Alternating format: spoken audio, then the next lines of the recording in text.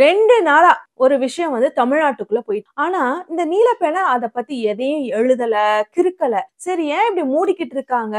ஐ மீன் பேனாவ மூடி வச்சுட்டு இருக்காங்க. ஒருவேளை இங்க் காலியா போயிடுச்சோ என்னமோ!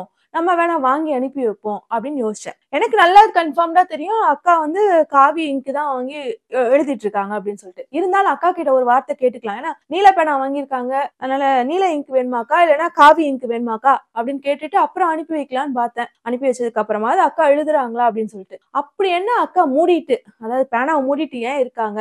அந்த விஷயம் என்ன? சமாச்சாரம் என்ன? அப்படின்னு தெரிஞ்சுக்கலாமா? நம்ம ஒரு சில திரைப்படங்கள் பார்க்கும்போது, என்னடா இது பழைய டெக்னிக்க இன்னுமா பயன்படுத்துறீங்க? இதெல்லாம் எம்ஜிஆர் காலத்து டெக்னிக்டா அப்படின்னு சொல்லுவோம்ல.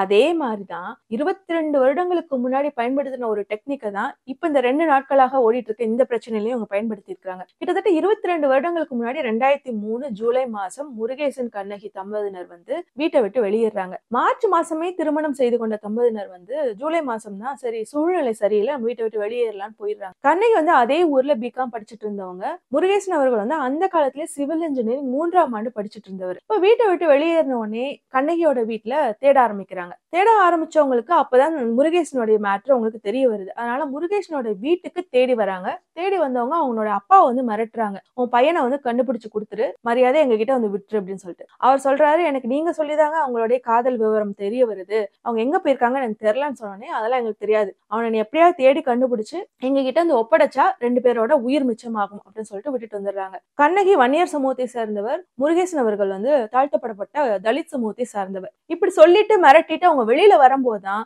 முருகேசனோட தம்பிய பாக்குறாங்க. அவங்க தம்பி வந்து அவருடைய சித்தப்பா பையன் தான். அவரை வந்து கடத்திட்டு போய் வச்சனா இந்த குடும்பம் பயந்து போய் முருகேசனை தேடி கொண்டு வந்து விட்டுருவாங்க அப்படின்னு சொல்லிட்டு அந்த பையனை கடத்திட்டு போறாங்க. அதுக்கப்புறம் அந்த பையனோட அப்பாவை வந்து மிரட்டுறாங்க. அவர் வந்து தேடி கண்டுபிடிச்சு கொண்டு வந்து கொடுக்குறாரு முருகேசனையும் கண்ணகியும். அதுலயும் ஒரு நம்பிக்கை கொடுக்குறாங்க. நாங்க வந்து ஒண்ணும் செய்ய மாட்டோம், 2 பேரையும் பிரிச்சு மட்டும் விட்டுறோம். உங்க பொண்ணை நீங்க எங்க பொண்ணை நாங்க வச்சுக்கிறோம், உங்க பையனை நீங்க வச்சுக்கோங்க அப்படின்னு சொல்லிட்டு இங்கேயும் அதே தான் நடக்கும். இப்ப இந்த கேஸ் எடுத்துக்கிட்டீங்க அப்படின்னா அதிமுக எம்எல்ஏ பூவையார் அவர்கள் என்னதுங்க அவர் அதிமுக கிடையாது, அவருக்கு தனி ஒரு கட்சி இருக்கா? என்ன கட்சி? ஓஹோ, புரட்சி பாரதம். அந்த கட்சி சின்னத்திலே அவர் நின்னாரு? இல்ல ரெட்டலையில தான் நின்னாரு. அப்ப அதிமுக எம்எல்ஏ தான். பேரளவுல புதிய பாரதம் அப்படின்னு கட்சி வச்சிருக்கிற இந்த ஜெகன்மூர்த்தியா இருக்கட்டும், இவரை வந்து பூவையார் அப்படின்னு சொல்லுவாங்க. சின்ன பூவையார். ஏன்னா பெரிய பூவையார் வந்து ஆல்ரெடி இறந்துட்டாரு. சின்ன பூவையார் இவர் எப்படி இந்த கேஸ்குள்ள வந்து மாற்றாரு? என்னெல்லாம் நடந்துச்சு? ஏன் அதனால அக்கா வந்து 2 நாளா எதுவுமே எழுதாம இருக்கிறாங்க? அதாவது திருமானா ப்ளூ கலர் கோட் போட்டாரு அப்படிங்கிறதுக்கெல்லாம் வந்துட்டு வாழுன்னு குதிச்ச அக்கா ஏன் இப்ப வந்து வாழை சுழட்டாம இருக்கிறாங்க? பேனா வச்சு வீசி வீசின்னு எழுதி நிப்ப உடைக்காம இருக்காங்க அப்படின்லாம் பார்க்கணும்ல. அதுக்கு நிறைய முக்கியமான தகவல் இருக்கு, யாரும் பேசாது. சரி, இப்ப என்ன அப்படின்னா இந்த பொண்ணு வந்து தேனி மாவட்டம் ஒரு நாயுடு சமூகத்தை சேர்ந்த ஒரு வசதி படைத்த ஒரு பொண்ணு. இவங்களுக்கு இன்ஸ்டா மூலமாக திருவள்ளூர் மாவட்டம் கலம்பாக்கம் அப்படிங்கிற ஏரியாவை சேர்ந்த ஒரு பையன், அவன் வந்து விஸ்வகர்மா பிசி தான் சமூகத்தை சார்ந்த பையனுக்கு காதல் ஏற்படுது. இவங்க 2 பேரும் வீட்டை விட்டு வெளியில வந்துடுறாங்க, திருமணம் செய்து கொள்கிறாங்க. அந்த பொண்ணோட வீட்டுல இருந்து நேரா போலீஸ் ஸ்டேஷன் வந்தா கம்ப்ளைண்டும் கொடுக்குறாங்க. ஆனா 2 பேருக்குமே 18 வயசு நிரம்பிடுச்சு அப்படின்னோட இப்ப அந்த பொண்ணோட வீட்டுல வந்து இதை அன்அபிஷியலா ஹேண்டில் பண்ணணும் முடிவு பண்ணிடுறாங்க.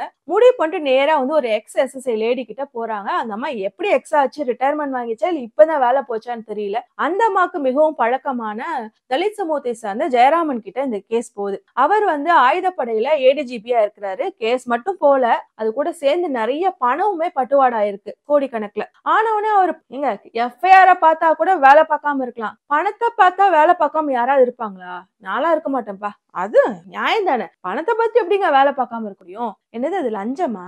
அதெல்லாம் எனக்கு தெரியாது. பணம் வந்துருச்சு, அவர் வேலை பார்க்க கிளம்பிட்டாரு. அபிஷியலா டக்குன்னு வண்டி எடுத்து அபிஷியல் வண்டி ஜீப் எடுத்துட்டு அன்அபிஷியலா வேலை பார்க்க போயிட்டாரு. எங்க பூவையார் வீட்டுக்கு போய் வண்டி நிக்குது. பூவையார் கிட்ட அண்ணா நீங்க தானே இந்த ஊர்ல கேப் மாதிரி உங்ககிட்ட தானே அடியாட்கள்லாம் இருக்காங்க, நீங்க எம்எல்ஏனா கூட நீங்க தானே இந்த ரவுடிஸ் எல்லாம் பண்ணிட்டு இருக்கீங்க, இதெல்லாம் நீங்க ரொம்ப நல்லா பண்ணுவீங்களே, எனக்கு அப்படியே பண்ணி கொடுத்துருங்கன்னா, அந்த இவ்வளவு பணம் வாங்கிட்டேன் அதுல இவ்வளவு உங்களுக்கு கொடுக்குறேன்னா அப்படின்னு சொன்னேன்னு பூவையார் வந்துட்டு சரிதான்ப்பா, கார்ல பெட்ரோல் இல்ல, ஏன் என்கிட்ட காரே இல்ல அப்படின்னு சொன்னோன்னே இதுக்கெல்லாம் வருத்தப்படலாமாண்ணா, இந்தோ என் சாவி எடுத்துக்கோங்க, இந்த அபிஷியல்னு பாக்குறீங்களா? அபிஷியலுக்கு முன்னாடி யூஎன் போட்டுட்டேன்னா அதுவும் அபிஷியல் தானா? அன்அபிஷியல் அவ்வளவுதானா? பாருங்க இதுலயும் அபிஷியல் இருக்கு. என் வண்டி எடுத்துக்கோங்க, நான் பெட்ரோல் ஃபுல்லா போட்டுட்டு வந்திருக்கேன். பிஜேபி ஆட்சிக்கு வந்ததுக்கு அப்புறம் ஆமா பெட்ரோல் போட முடியல, எவனாலையும் வண்டி வச்சுக்க முடியலதான் உண்மைதான். அதனாலதான் நீங்க கூட வண்டி வச்சுக்கல போல, பெட்ரோலும் போடல போல. ஆனா என் வண்டி எடுத்துக்கோங்க, சாவி வச்சுக்கோங்க, ஜீப் சூப்பர் மைலேஜ் கொடுக்கும். உங்களோட அடியாட்களை தூக்கி போட்டு போய் திருவள்ளூர் தானே வீடு தரன்னு அந்த 2 பேரையும் இழுத்துட்டு வந்துருங்கண்ணா, இவ்வளவு கோடி பணம் பெட்ரோல் போட்டு வண்டி கொடுத்து பணமும் கொடுக்குறேன்னா அப்படின்னு பூவையார் சும்மையா இருப்பாரா?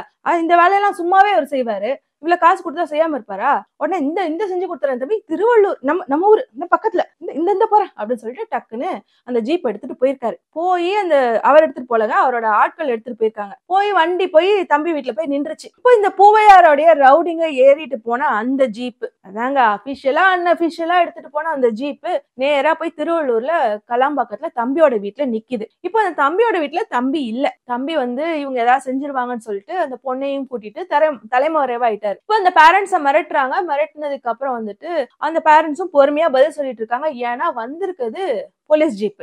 போலீஸ்காரங்க நினைச்சிட்டு பதில் சொல்லிட்டு இருக்காங்க. இப்ப என்ன பண்றாங்க அப்படின்னா, எப்படி முருகேசன் கண்ணகி கேஸ்ல அவரோட தம்பி இழுத்துட்டு போனாங்களோ அதே மாதிரி இங்க இவரோட தம்பியும் இருக்கிறாரு. அவருக்கு 17 வயசு தான் ஆகுது. 18 வயசுக்கு உட்பட்ட சிறுவன். அவனை நாங்க விசாரிக்கணும் அப்படின்னு சொல்லிட்டு ஜீப்ல ஏத்திருக்காங்க. இப்பதான் இந்த பேரண்ட்ஸ்க்கு சந்தேகம் வந்துருச்சு. சந்தேகம் வந்த உடனே அவங்க 100க்கு டயல் பண்ணிட்டாங்க. இப்போ 2003ல 100க்கு டயல் பண்ணாங்களா என்னன்னு எனக்கு தெரியல. ஆனா 2003ல ஆட்சியில யாரு இருந்தாங்கன்னு தெரியும், ஆனா தெரியாது. நீங்க சர்ச் பண்ணி பாத்துக்கோங்க. அதனால அங்க முருகேசனும் கண்ணகியும் கொலை செய்யப்பட்டார்கள். சாதிய வன் படுகொலை. ஆனா இங்க 100க்கு டயல் பண்ண உடனே உஷாராயிட்டாங்க போலீஸ்காரங்களாம். ஆட்சி யாராச்சு? சரி, இப்போ அவங்க என்ன பண்றாங்க அப்படின்னா, உடனே சிசிடிவி கேமரா எல்லாம் செக் பண்ணி பார்த்தா, அட நம்மளுடைய அபிஷியலா அன்அபிஷியலான அந்த ஜீப்பு போலீஸ்கார் ஜீப், இது ஜெயராமனுடைய ஜீப்பாச்சு, அவரு கலோகேட் பண்ணதாச்சு அப்படின்னு சொல்லிட்டு அவர் அந்த வளையத்துக்குள் வருகிறார். உங்க ஜீப்பை எடுத்துட்டு யார் போனா, எந்த போலீஸை நீங்க அனுப்புனீங்க அப்படின்னு சொல்லிட்டு, அது ஆயுதப்படையில இருக்கிறார், இதுக்கும் அவருக்கும் சம்பந்தமே இல்லை. அப்ப அவரை கைது பண்றாங்க. இப்ப பூவையார் என்ன பண்றாரு அப்படின்னா, அடிச்சு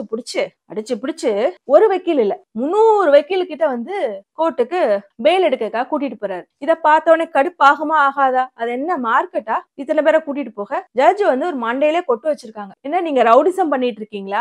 எம்எல்ஏ தானே, எம்எல்ஏ வேலையை தவிர நீங்க கட்ட பஞ்சாயத்து, ரவுடிசம், ஆள் கடத்தல், சிறுவனை கடத்துறது, இதெல்லாம் என்ன பொழப்பு? அதுல என்ன நீங்க 300 பேரை கூட்டிட்டு வந்தா நாங்க பயந்துருவோமா அப்படின்லாம் சொல்லிட்டு பெயில் கொடுக்க முடியாது, எங்களுக்கு சரியான காரணம் வேணும் அப்படின்னு சொல்லி அனுப்பியிருக்காங்க. திருப்பி இதான் நடந்திருக்கு. இவ்வளோ விஷயம் நடந்திருக்கு.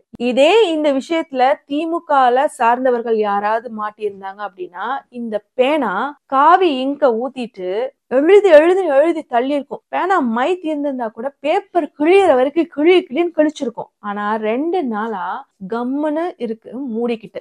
பேனா மூடிட்டு கம்முன்னு இருக்கு அப்படின்னு சொல்றேன். வேற ஒண்ணுல தப்பாலாம் சொல்லல. கடந்த 1-2 ஆண்டுகளாகவே திமுக ஆட்சியில பெண்கள் சம்பந்தமான திட்டங்கள் ஏதாவது வந்தாலோ, இல்ல அந்த திட்டங்களை திமுக ஆதரவாளர்கள் யாராவது புகழ்ந்து ஏதாவது மேடைகள்ல பேசினாலோ, இல்லாட்டினா எங்கேயாவது ஏதாவது காதல் திருமணங்கள்ல இந்த ஆட்சி காலத்துல ஏதாவது பிரச்சனை ஏற்பட்டாலோ, ஷாலின் மரியா சேகர் பாபுவோடைய பொண்ணோட விஷயத்த அத ஹைலைட் பண்ணாம எந்த விஷயமும் அதை பேசியிருக்கவே மாட்டாங்க. கனிமொழி அக்கா ஏதாவது ஒரு ஸ்டேட்மெண்ட் கொடுத்தாலும் அங்க சேகர் பாபு அவருடைய பொண்ணோட விஷயம் தான் கொண்டு வருவாங்க. அவர் செஞ்சது தப்புனாலும் அவருடைய பொண்ணுக்காக அவர் போராடினாரு அப்படின்னு கூட எடுத்துக்கலாம்னு வச்சுக்கோங்க. தப்புதான், சாதியை பார்த்தது தப்புதான். இருந்தாலும் அங்க ஒரு தந்தைக்கும் மகளுக்குமான போராட்டம். இங்க போயாரு யாரு இந்த விஷயத்துல? ஆனா அக்காவோட பேனா இன்னும் எழுதாம இருக்கு. திமுக இதுல இன்வால்வ் ஆகலன்னு அக்கா மூடிட்டு இருக்காங்க. பேனாவும் மூடிட்டு இருக்காங்க. ஏன்னா இது ஒரு கேஸ் இல்ல, இதுல எத்தனை கேஸ் இன்வால்வ் ஆயிருக்குன்னு யோசிச்சு பாருங்க. நம்மளுக்கு தெரிஞ்ச அளவுக்கு யோசிக்கலாம். ஒண்ணு மைனர் பையனை ஆள் கடத்தல், இன்னொன்னு அபிஷியலா பயன்படுத்த வேண்டிய வண்டியை அன்அபிஷியலா பயன்படுத்தினது, அது அன்அபிஷியலா இன்னொருத்தர்கிட்ட பயன்படுத்த கொடுத்தது. அப்புறம் 3வது லஞ்சம் வாங்கினது. 4வது இவ்வளோ காசு லஞ்சம் கொடுக்கிற அளவுக்கு உங்களுக்கு எப்படி வருமானம் வந்துச்சு அப்படின்னு ஈடி அனுப்பி இருந்திருக்கணும். அதுவும் நடக்கல. 5வது இடதுசாரி சிந்தனையாளர் அப்படின்னு சொல்லி தன்னை காமிச்சிக்கிற இந்த அக்கா அம்பேத்கர் தன்னை சொல்லிக்கிறாங்க. என்ன கூப்பிடுங்க, எங்கனாலும் கூப்பிடுங்க, நான் வரேன்.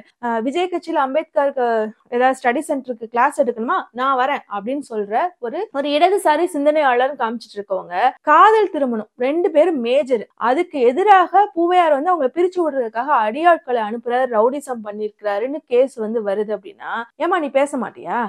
இல்ல அக்கா பேச மாட்டாங்க. இப்போ இல்ல, எப்பயுமே பேச மாட்டாங்க. அதுக்கு மிக முக்கியமான 2 காரணங்கள் மட்டும் நான் சொல்லிடுறேன். பாமக மேடைய ஷேர் பண்றாரு ராமதாஸ் அவர்கள். இவரு கூச்ச நாச்சு இல்லாம அவங்களுடைய மேடையில போய் பேசிட்டு வர்றாரு. எப்பேற்பட்ட பாமக அப்படின்னா குடிசையை கொளுத்துவாங்க, கோயிலுக்குள்ள விட மாட்டாங்க. அப்புறம் வந்து நாடக காதல்னு சொல்லிட்டு நம்மள அசிங்கப்படுத்துவாங்க. ஜீன்ஸ் பேண்ட்டையும், டீ ஷர்ட்டையும், கண்ணாடியும் போட்டுட்டு வந்து எங்க வீட்டு பிள்ளைங்கள வந்து மயக்கிட்டு போயிடுறானுங்க அப்படின்னு நம்மள அசிங்கப்படுத்துவாங்க. ஆனா பறையருக்காகவே நான் கட்சி நடத்துறேன், தலித் சமூகத்துக்காகவே நான் கட்சி நடத்துறேன் அப்படின்னு சொல்ற ஒருத்தர் கூச்ச நாச்சமே இல்லாம வந்துட்டு இவரை எதிர்த்து நின்னு பேசாம அவரோட மேடையில போய் பேசுவாரு. அத அக்கா எதுவுமே கேட்க மாட்டாங்க. ஆனா திருமாவளவன் அவர்கள் வந்து ஒரு கோட்டு மாட்டிட்டாலோ இல்லாட்டினா ஏதோ திமுக மேடையில போய் ஏறிட்டாலோ பேசிட்டாலோ வந்து அக்காவுக்கு பொறுக்கவே பொறுக்காது. அத வந்து எழுதி எழுதி தள்ளுவாங்க. கொஞ்சம் கூட கூச்ச நாச்சமே இல்லையா உனக்கு? கேக்குறேன். எரிச்சலா இருக்கு. அடுத்து பேசலாம்னு நினைச்சா கோவம் வருது உன் மேல. சரி, 2வது என்ன அப்படின்னு பாத்தீங்க அப்படின்னா, திமுக ஒரு திராவிட கட்சி, விசிக ஒரு அம்பேத்கர். சோ இவங்க 2 பேரும் சேர்ந்து பயணிச்சா அக்காவுக்கு பிடிக்காது. ஆனா பாமக மாதிரி சாதி வாரிய கட்சியில பூவையார் போய் மேடையை பகிர்ந்துகிட்டாலும் அக்கா ஒண்ணும் பேச மாட்டாங்க. பாஜக கூட கூட்டணி வச்சாலும் அக்கா ஒண்ணும் பேச மாட்டாங்க. அப்படின்னா அக்கா யாரு? இடதுசாரியா இல்ல வலதுசாரியா அப்படின்னு நம்ம புரிஞ்சுக்கணும். இப்ப 2வது விஷயம் என்னக்கா, பூவை பாஸ்கரனை பத்தி பேசலாமா வேண்டாமா? வாய் கொழுப்பெடுத்து போயிருக்கு உனக்கு. அதனால கண்டிப்பா அந்த விஷயத்த பேசி மக்கள் கிட்ட ஞாபகப்படுத்தணும். பூவை பாஸ்கரன் அப்படிங்கிற நபர் வந்து பூவை மூர்த்தியோடைய கட்சியில பயணிக்கிறாரு. அப்புறம் அவருக்கு ஒரு விஷயம் புரியுது, இது வந்து மக்களோட எழுச்சிக்காக உருவான கட்சி கிடையாது. இவங்க தாழ்த்தப்படப்பட்ட ஒடுக்கப்படப்பட்ட மக்களுக்கு ஒண்ணும் செய்ய போறது இல்ல. இது கட்ட பஞ்சாயத்து ரவுடிசம் பண்ணக்கூடிய ஒரு கேவலமான கட்சி அப்படின்னு முடிவு பண்ணிட்டு அவரு இந்த கட்சியை விட்டு வெளியில வந்தெல்லாம் யோசிச்சுட்டு இருக்கும் போதுதான் இந்த பக்கம் விசிகா என்னும் கட்சி வந்து மாபெரும் வளர்ச்சி அடைந்து மதுரை, அதுக்கப்புறம் கடலூர் இந்த பக்கம் எல்லாம் வளர்ந்து சென்னை பக்கம் வந்து வளர தொடங்கும் காலகட்டம். அந்த காலகட்டத்துல சரி இவன் வந்து விசிகா திருமாவளவன் தான் சிறந்த தலைவரா இருக்க முடியும் அப்படின்னு முடிவு பண்ணி அவர் வந்து இந்த கட்சியில சேரலாம் அப்படின்னு வராரு. இப்பதான் பூவை பாஸ்கரனை பூந்தமல்லி ஹைவேல நடு ரோட்ல பட்ட பகல்ல வந்து வெட்டி கொலை செய்யறாங்க பூவையார் மூர்த்தியோடைய கட்சிக்காரங்க. அவங்க கட்சியில இருந்துமே வந்து சில பேர் வந்து அரெஸ்ட் ஆகி போனது வேற விஷயம். என்ன புரிஞ்சுக்கணும் அப்படின்னா, நீங்களும் ஒடுக்கப்பட்ட சமூகத்திற்காக ஒரு கட்சி நடத்துறீங்க, அவரும் ஒடுக்கப்பட்ட சமூக மக்களுடைய விடுதலைக்காக ஒரு கட்சி ஆரம்பிச்சு உருவாக்கி கொண்டு வந்துட்டு இருக்கிறாருன்னா, இந்த நபர் வந்து அங்க போய் சேர்றதுல உங்களுக்கு என்ன பிரச்சனை? உங்களுடைய 2 பேருடைய நோக்கம் இலக்கும் அந்த மக்களுடைய விடுதலைக்கு தான் அப்படின்னா நீங்க மூடிட்டு தானே இருந்திருக்கணும். ஐ மீன் பேனாவை சொல்றேங்க, நீங்க கம்மன் தானே இருந்திருக்கணும். ஆனா எவ்வளவு தூரம் உங்களுக்கு வன்மம் இருந்திருந்தனா அந்த நபரை நீங்க வந்து வெட்டி படுகொலை செஞ்சிருக்கீங்க. அப்பமும் அக்கா எதுவுமே பேசல. அத புரிஞ்சு இப்பமும் அக்கா எதுவும் பேசல. ஆனா திமுகல மட்டும் ஏதாவது ஒரு விஷயம் நடந்துருச்சுன்னா ஐயோ தபோ திபோன்னு அடிச்சுக்கிட்டு இங்க வந்து ஆட்சி சரியில்லை, இந்த ஆட்சி சரியில்லாதப்போ இந்த தலித் மக்களுக்கு சரியில்லாதப்போ திமுக இப்படி பண்ணிட்டு இருக்கும்போது விசிகா அப்படி கொண்டாடிட்டு இருக்காங்க, அதை பண்ணிட்டு இருக்காங்கன்னு மட்டும் எழுத தெரியும். இது பழைய விஷயம்னாலும் நடந்த விஷயம் தானே, எழுத வேண்டியதானே. சரி, அததான் நீங்க எழுதல. இப்ப நேத்து 2 நாளா நடந்துட்டு இருக்கிறதுக்காக நீங்க வந்து எதிர்ப்பு குரல் தெரிவிச்சிருக்கலாமே. பேனால இங்க் இல்ல. அக்கா அட்ரஸ் கொடு, காவி கலர் தானே, வாங்கி அனுப்புறேன்.